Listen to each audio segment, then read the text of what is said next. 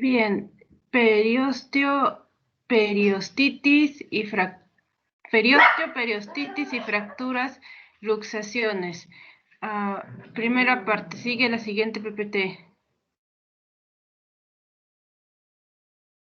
Índice. Vamos a ver la introducción, la anatomía normal del periósteo, definición de la reacción perióstica, tipos de reacción perióstica, fracturas, tipos de fracturas, formas de presentación, curación de la fractura, complicaciones, luxaciones, subluxaciones, conclusiones. Vamos al siguiente. Anatomía normal del periósteo. Acá vemos que es la capa más externa del tejido, está compuesta por tejido conectivo que cubre la mayor parte del hueso, generalmente huesos largos, excepto huesitos de extremo distales, huesos más pequeños, que se encuentran, ya que se encuentra en el cartílago articular, tampoco va a ir por ese lado. Permite el desarrollo de crecimiento óseo adecuado. Además de dar sangre y nutrientes a los huesos, ayuda también a que se fijen los tendones y ligamentos y ayuda a que pase sangre hacia el hueso. Se va a dividir en dos capas. Siguiente.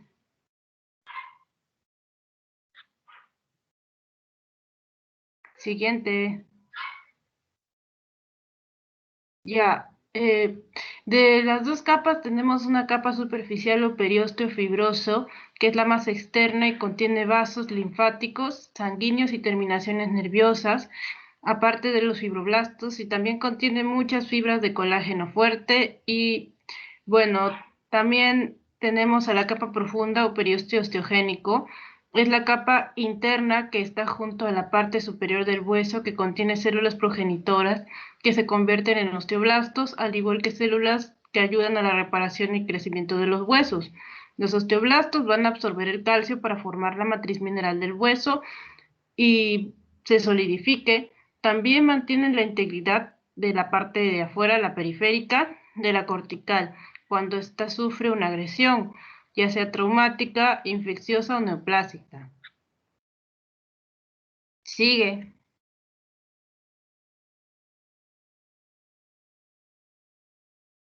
Ya terminé.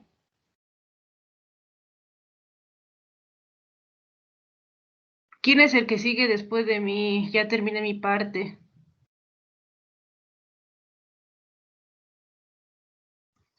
Ya, para continuar con la exposición, como ya explicaron cómo está compuesto el periósteo, vamos a ver ahora las reacciones periósticas.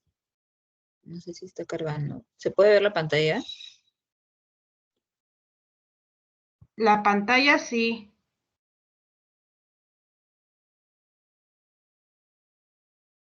Tipos de reacciones periósticas. Sabemos que pueden clasificarse según la morfología, pueden ser continuas o interrumpidas.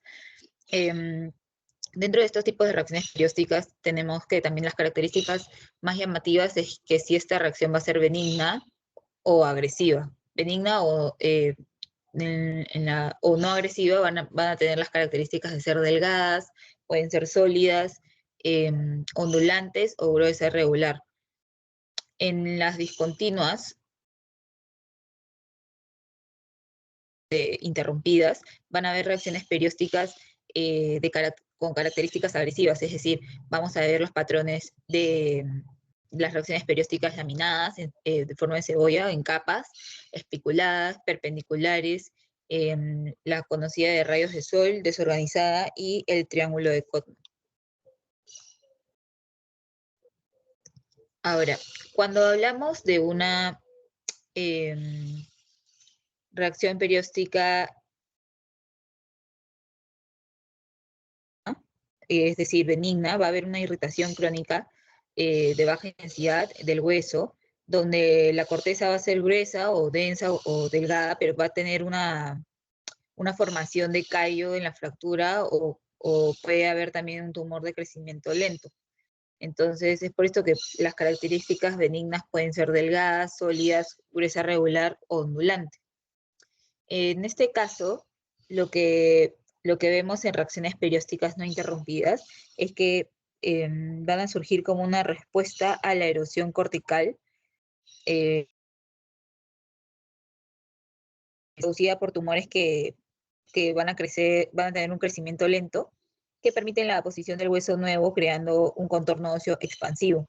En estos casos, el grosor final del hueso cortical va a depender de la extensión de toda esta erosión y de la proliferación perióstica. Entonces, en la imagen 1 tenemos un granuloma eosinófilo, perdón, pues, las reacciones periósticas delgadas pueden ser, por ejemplo, granuloma eosinófilo. En la imagen 1 vemos una comparación de una fractura de reacción perióstica no interrumpida, de tipo delgado, comparando el derecho con el izquierdo del peroné, y podemos ver la comparación con el contralateral, ¿no? Esto es para representar una reacción perióstica no interrumpida. En cambio, en la imagen 2 vemos una reacción perióstica ondulante. Hay una leve formación que afecta el margen externo del peroné derecho. En la imagen número 3 tenemos una reacción perióstica elíptica, donde afecta el margen posterior de la tibia izquierda. Luego tenemos las reacciones periósticas, por el otro lado, agresivas. Estas van a ser laminadas, espiculadas, rayos de sol, y también van a considerar el triángulo de Codman. Acá se van a formar múltiples capas de hueso alrededor luego tenemos la espiculada, que va a ser los dos subtipos más importantes, que es el cabello en punta y rayos de sol. Y en general estas reacciones periósticas agresivas van a tener una irritación rápida, no permite que el periósteo se consolide en un nuevo hueso, entonces la corteza va a seguir creciendo de una manera amorfa, ¿no? Y es por eso que se pueden dar todos estos diferentes patrones. También hay presente en infecciones, en granuloma eosinófilo, en quistes óseos, en traumatismos y en osteoma osteoide. En este caso, lo que estamos viendo ahorita son reacciones periósticas interrumpidas, donde reflejan un crecimiento también tumoral más rápido, y la respuesta perióstica se puede caracterizar por este patrón en capas de cebolla, que son aposiciones de finas capas concéntricas formando un hueso nuevo, como también puede estar presente en el osteosarcoma. Luego tenemos la reacción especulada o en rayos de sol, donde las espículas van a ser unas puntas del hueso del perióstico que se extienden de manera como un patrón radial en el caso del osteosarcoma, o perpendicular con un aspecto en cepillo como en el sarcoma de Ewing. En el caso de la imagen número 4, nosotros estamos viendo que en esta imagen vemos el caso de una con una lesión lítica del tercio distal de la clavícula, donde se va a ver un triángulo, que es el triángulo de Codman, que luego vamos a hablar de este. Entonces, lo que vamos a ver es que es una reacción perióstica agresiva. En la otra imagen, en la imagen número 5, tenemos una reacción perióstica especulada en rayos de sol, que va a afectar el tercio distal de la tibia. En las reacciones especuladas, lo que nosotros vamos a ver que las espículas del hueso van a tener forma perpendicular a la superficie perióstica. Es como el subtipo de pelo en punta, característico del sarcoma de Ewing, y también puede estar presente en lesiones inflamatorias, como ya lo había mencionado. Luego tenemos las espículas lineales, que pueden ser las famosas bandas fibrosas, las fibras de Sharpey, donde van a formarse a lo largo de los canales vasculares, es decir, en los huesos largos. También pueden estar presentes en el sarcoma de Ewing. Y los rayos de sol, que vamos a ver a continuación, acá están los dos diferentes, o sea, en rayos de sol y especulada. En rayos de sol va a estar presente en los osteosarcomas, en lesiones metastásicas, en huesos reactivos osteoides, neoformaciones, En cambio, las espiculadas van a estar más presentes en el sarcoma de Ewing. Como podemos ver en esta imagen, va a reacciones espiculadas en cepillo o cabello en punta, donde se va a ver esta reacción perióstica en el lado de la corteza del peroné. Luego tenemos el triángulo de Codman. En el triángulo de Codman lo que nosotros vamos a ver es una elevación triangular del periósteo por encima ya de una lesión agresiva que se ha traspasado, que ha traspasado toda la cortical, ¿no? Este puede estar presente en procesos inflamatorios o también en hematoma subperióstico. Vamos a ver que se produce por la ruptura y elevación del periósteo.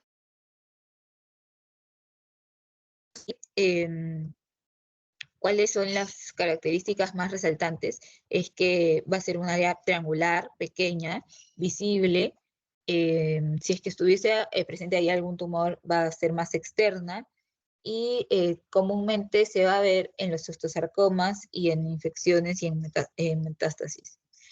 Puede estar acompañado de hematomas y de pus.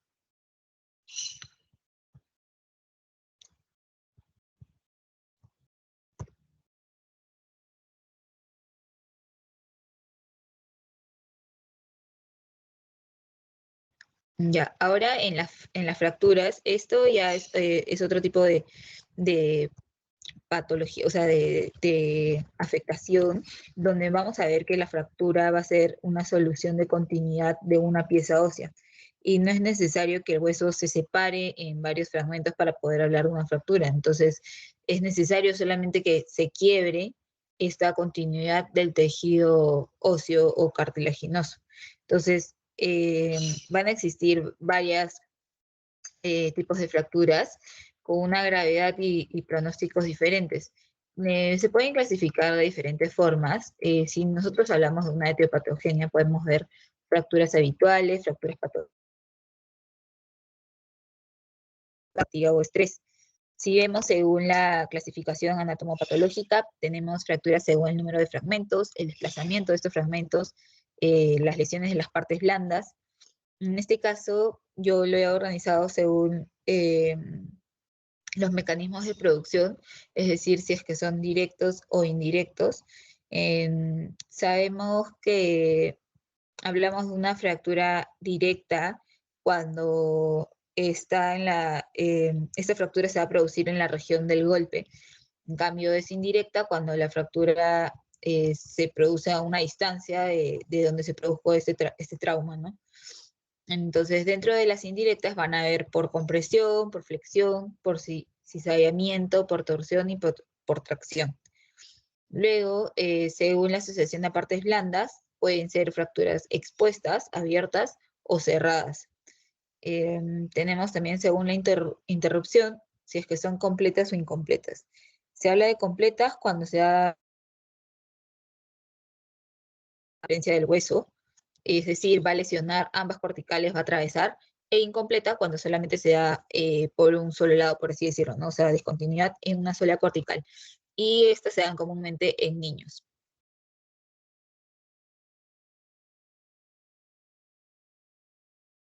Ya. Es importante tener las características de las fracturas porque con esto nos vamos a poder guiar en los patrones radiológicos y lo que podemos ver en las placas radiográficas. En este caso tenemos que ver si hay una interrupción abrupta de la cortical, si es que van a haber líneas radiolúcidas, alguna angulación de la cortical, si es que van a haber estas angulaciones van a ser rectas o muy angulares, y si es que van a ver cómo van a ser el tipo de los bordes, ¿no? Si es que son esclerosantes o lisos.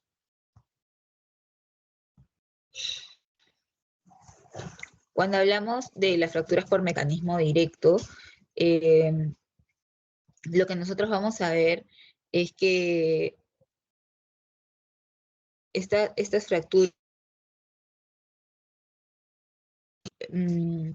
pueden darse en el mismo sitio donde se ha dado la fuerza, pero las indirectas son las que van a tener más variedad. O sea, en el caso de las indirectas, como ya había mencionado, se va a dar a distancia de la fuerza donde se ha dado el trauma, y es por esto que van a existir las fracturas de flexión, las de compresión, em, las de tracción. Entonces, las más comunes son las de flexión, las cuales van a actuar de diferentes formas en la pieza ósea. Pueden darse por incurvación plástica, de manera transversal o con un tercer fragmento o en la famosa ala de mariposa. En el caso de esta incurvación plástica es que no va a haber una separación de fragmentos, pero va a producirse una deformación de la pieza ósea. Esto se va a producir comúnmente en niños. Luego tenemos la de tallo verde, que también es comúnmente producida en niños, donde se va a ver una línea de fractura de inicio transversal al eje. Va a modificar la dirección, entonces se va a propagar paralelo, ¿no? Entonces no va a haber técnicamente una separación de fragmentos del hueso, sino se va a ver como una pequeña rotura, no de un solo sentido, sino también paralelo. Entonces esto también se va a presentar en los niños. De manera transversal se va a presentar en adultos y va a atravesar completamente la pieza ósea, ¿no? Y por último tenemos la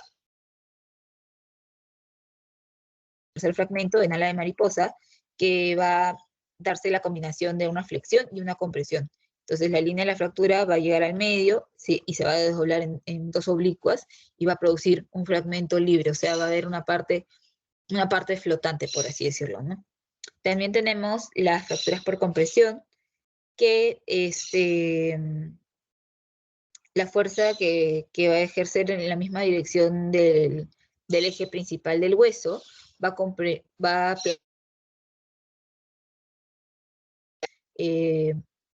normalmente estos se dan en las vértebras y va a tener un extremo que se va como conectar con el otro, dando lugar a una zona con mayor densidad ósea. Entonces esto se va a ver en la radiografía como un rodete, por lo cual también se llama fractura en rodete. Y también tenemos las fracturas por tracción, que también son llamadas por arrancamiento, donde la masa muscular, es decir, va a haber una fuerza que arranca la masa muscular de la cortical, del hueso, en donde se inserte.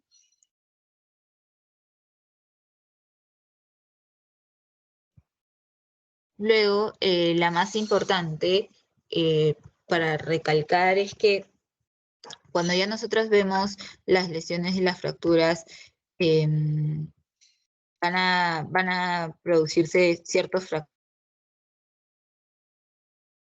En el caso de los signos los signos indirectos de las fracturas, podemos ver que se puede dar un aumento de partes blandas, puede haber derrame articular, puede haber un desplazamiento y bueno, la reacción perióstica, ¿no? En el caso de cuando ya empezamos a describir las fracturas, tenemos que ver cuál es el tipo de fractura, que ya vimos, si es completa o incompleta. Vamos a ver el número de fragmentos, si es que es simple o con minuta. Tenemos que ver la dirección de la fractura y si es que hay algún tipo de complicación, si es que esta está expuesta o no, ¿no? Entonces, cuando hablamos de la dirección de la fractura, hablamos si es completa, que va a afectar a ambas corticales, como ya lo había mencionado anteriormente, si esta es transversa, oblicua, espiralada o longitudinal. Luego hablamos de incompleta o parcial, que comúnmente se ve en niños, y esto es la de tallo verde, la de rodete o también de incurvación. Ahora hablaremos de los números de fragmentos. Una fractura simple cuando solamente se dan 2 fragmentos y una fractura con minuta cuando se dan más de 2 fragmentos. El número de fragmentos con minuta van a ver segmentarias o en alas de mariposa. Las alas de mariposa ya la había mencionado, pero en el número de fragmentos tenemos que ver si es que hay también algún tipo de desplazamiento, por lo cual se puede formar un acortamiento, algún tipo de penetración o rotación de este fragmento, ¿no? Entonces, algunos autores me denominan estos fragmentos cuando son muy pequeños como esquirlas y no cuentan para la denominación de la fractura, pero en el foco de la fractura hay fragmentos que sí se consideran como las fracturas comminutas, ¿no? Dentro de la localización del hueso tenemos que ver si está afectada, si es que es fractura diaficiaria, metaficiaria y epificiaria. Entonces, también es importante esa parte, ¿no? Ahora le toca a mi compañero.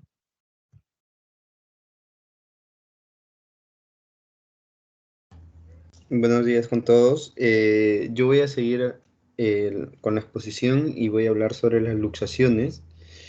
Las luxaciones es la pérdida permanente del contacto habitual de dos superficies articulables y es la pérdida total de la articulación. A eso se llama una luxación.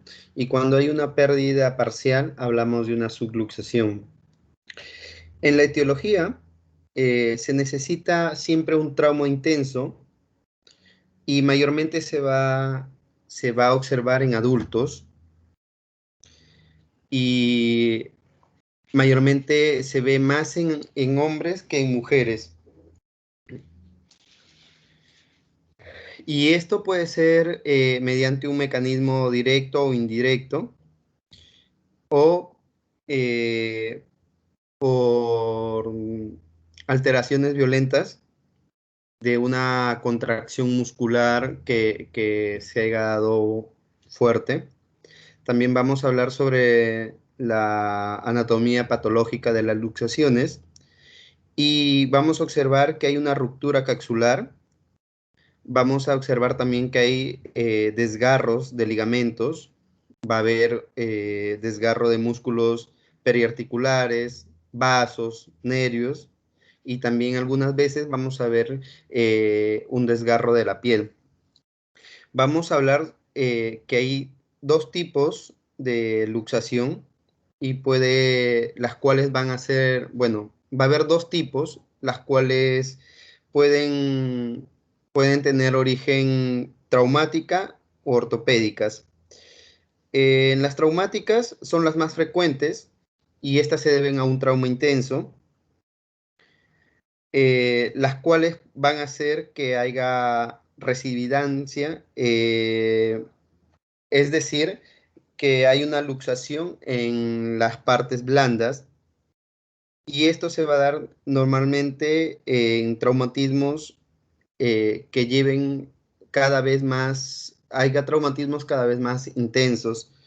En las luxaciones habituales, vamos a ver que el mismo paciente produce y reduce la dificultad.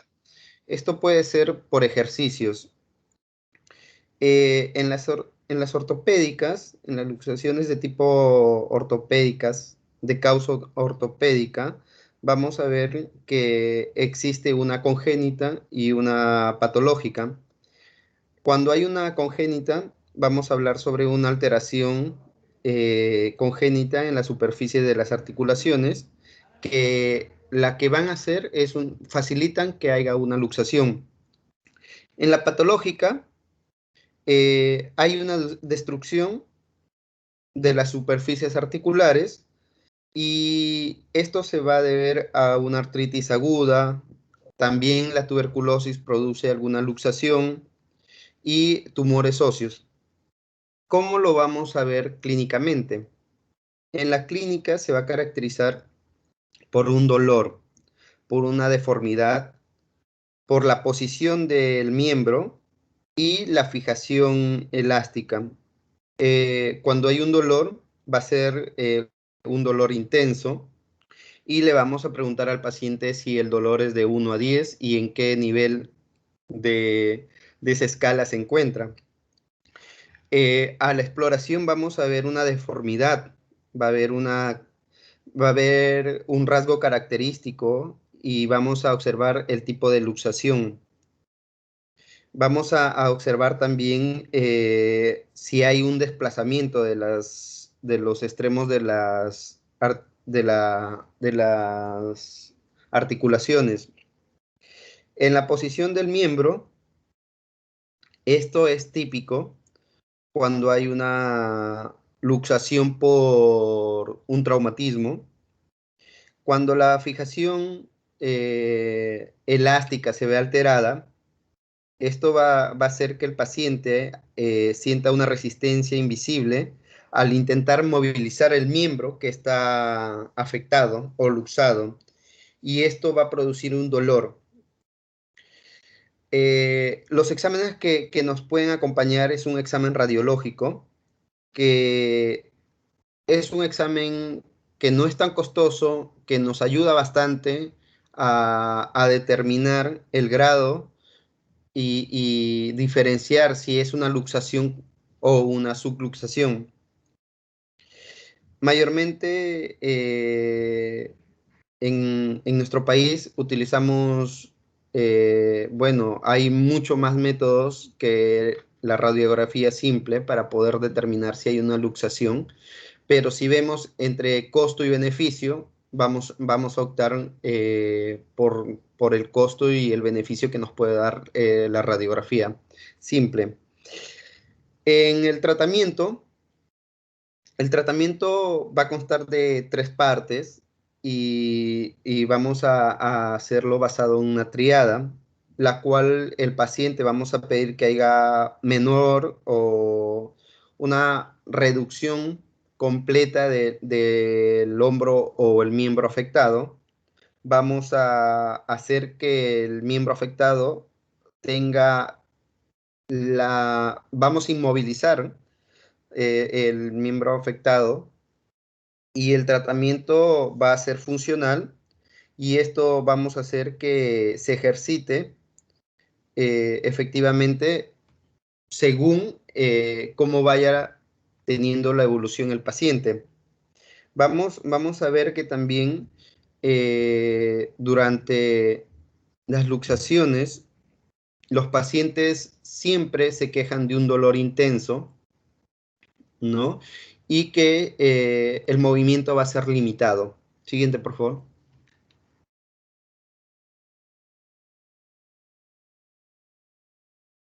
Siguiente. ¿Me escuchan?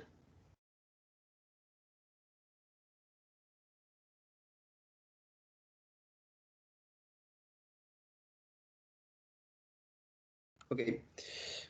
Como ya les expliqué, las subluxaciones son cuando hay una alteración, ¿no? Cuando la pérdida del contacto es parcial, no es total como en las luxaciones. Vamos a ver que la dislocación es menor de una articulación, y que el grado de dolor no va a ser tanto como en como una luxación. Vamos a ver también que esto se debe a traumatismos externos, puesto puede ser por una caída, puede ser por un choque, puede ser por un mal movimiento, mayormente cuando alguien se cae y no se está sosteniendo bien, puede luxarse las manos, los dedos, ¿no? La zona que más va a ser afectada en las luxaciones, en las subluxaciones, eh, vamos a ver que son las manos y los hombros. Y la zona que también vamos a ver que está bien afectada durante las subluxaciones es la columna vertebral, y esta va a hacer que haya una alteración en el sistema nervioso. El método para poder medir el dolor, normalmente hay personas que no llegan a la urgencia por una subluxación, ya que tiene que ser un dolor muy intenso. Unas veces, o sea, no lo toman en serio hasta que ya comienza el dolor. Hay una inflamación en el área de la subluxación, un enrojecimiento o ya hay una inmovilidad.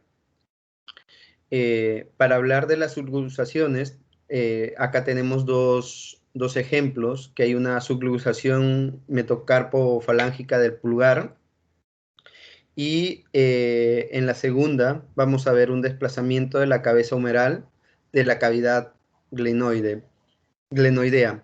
Siguiente, por favor.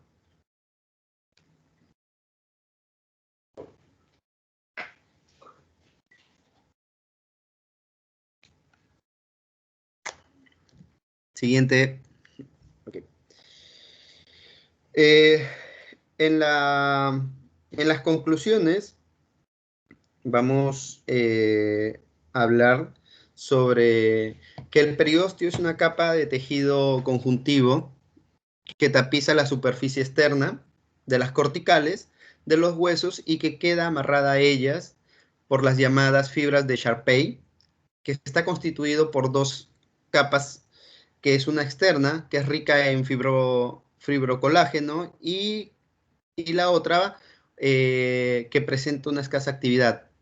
Y tenemos la capa interna, que es la que está en contacto directo con la cortical y tiene abundantes osteoblastos, lo cual se hace muy activa. Los diferentes tipos de reacciones periósticas nos ayudan en gran manera a identificar las lesiones de manera que podemos clasificarlas en base a su grado de afectación y así darle un buen seguimiento y con ello un buen tratamiento y un tratamiento oportuno. La cubierta externa del hueso, el periósteo proporciona el suministro vascular que juega un papel esencial en la curación de las fracturas después de la fractura dada. La curación ósea ocurre en tres etapas. Va a ser la etapa inflamatoria, reparatoria y remodeladora, las cuales van a jugar un papel importante para la recuperación del periósteo. Las fracturas se pueden dividir según su etiología y según el grado, y lo vamos a dividir en grupos de acuerdo a los traumatismos que ocurran. Y vamos a ver que también existen enfermedades congénitas que ayudan o que alteran la función del periósteo. Bueno, eso es todo. Gracias. Ya, muy bien, Lenny, muy bien, chicos, me gustó esa exposición. Entonces, importante, sí me escuchan, ¿no? Sí, doctora. Importante lo que es fractura y subluxación, ¿no? Hay muchos médicos que confunden y piensan que una luxación es lo mismo que una subluxación, ¿no? Entonces recuerden que en luxación hay una pérdida, ¿no? De la congruencia total articular entre ambas superficies, ¿no? Y en una subluxación aún hay algún contacto con la superficie articular. De otras cosas que no se olvide, cuando roten en pediatría es la fractura en torus, ¿no? ¿Cómo era la fractura en torus? Estesia, ¿no? Creo que hablaste, Estesia, de fractura en torus, ¿no? Estesia. Sí, doctora. Sí, doctora. Fractura en torus.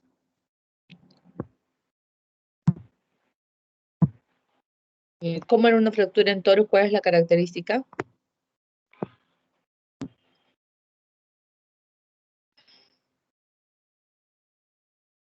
Estesia.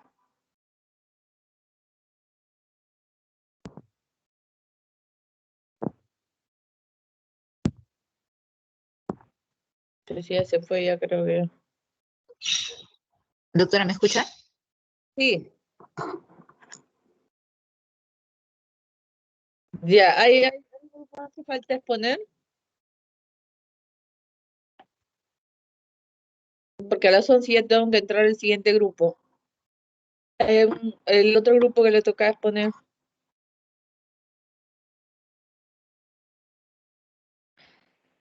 Sí, doctora, la parte de curación de fracturas, ¿puedo proyectarla ahorita? Ya, esa es la parte que falta exponer. Sí, doctora. Sí. Esa es la parte que falta exponer de nuestro grupo, pero hoy día iban a exponer dos grupos. No Claro, sé. ¿del otro grupo dónde está? ¿No está el otro grupo? ¿No va a exponer? Creo que solo estamos 1, 2, 3, 4, 5. Bueno, somos 6 personas, ¿no? Creo que somos más en el grupo. El resto no se ha conectado. Acá veo conectados a María Isabel, a José Martín, a Ada, a Lenny, Tesia, ¿quién falta? ¿Y saben de sus demás compañeros? ¿Dónde están? 5 nomás hay. No, doctora, pasamos el link.